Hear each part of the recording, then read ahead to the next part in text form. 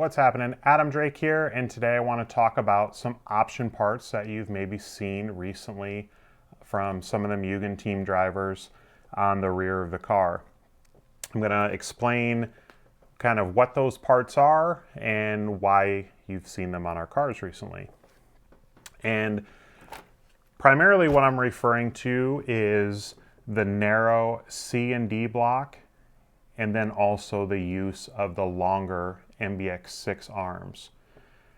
Now, we've tested this. Again, it's an MBX6 arm, so this is a 2 or 3 generation old arm.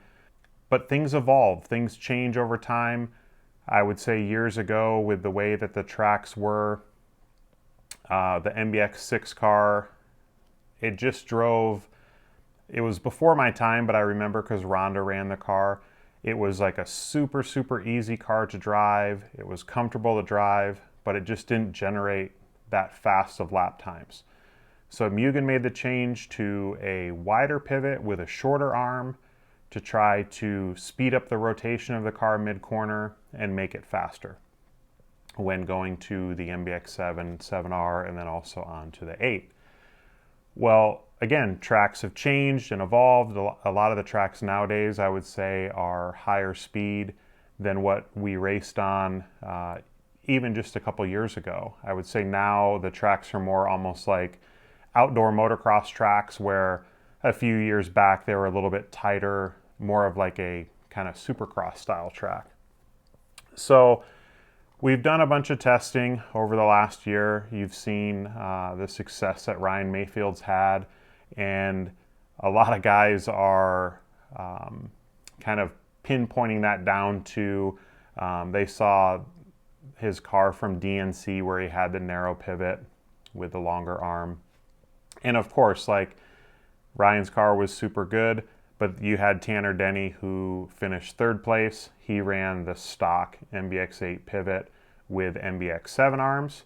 And then myself, I finished 5th at DNC with the stock MBX8 pivot with the stock MBX8 arms with the 1mm carbon inserts. So tons of options. It's a race car. You want to be able to tune for all different types of conditions. But what we've been testing and running, we've all pretty much kind of transitioned over to the narrow pivot with the longer arm.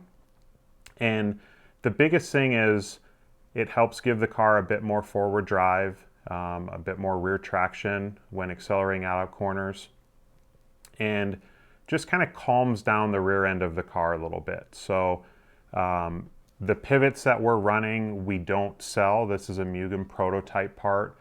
The MBX6 arms, we do still sell, but they are very difficult to get. It seems like we make fairly limited runs of those because, again, it's an old car. We don't expect too many people to want to buy the arms, but there are some companies out there. I believe One Army has narrow C and D blocks, and a few other companies, but the blocks that we've been running were manufactured by Mugen as a test part. And again, it's just kind of help give the car a little bit more grip, stability. It lands a little bit better. I feel like the car rolls a little bit more, but it rolls slower. So it's a little bit more controlled and has a bit better balance with the front of the car. But again, it's just a tuning option, and we'll look to see in the future if this is something that we end up moving forward with and putting into production. But I just want to do a quick video. I know a lot of people have asked questions about kind of the settings we're running, and just wanted to kind of show you guys some of that stuff and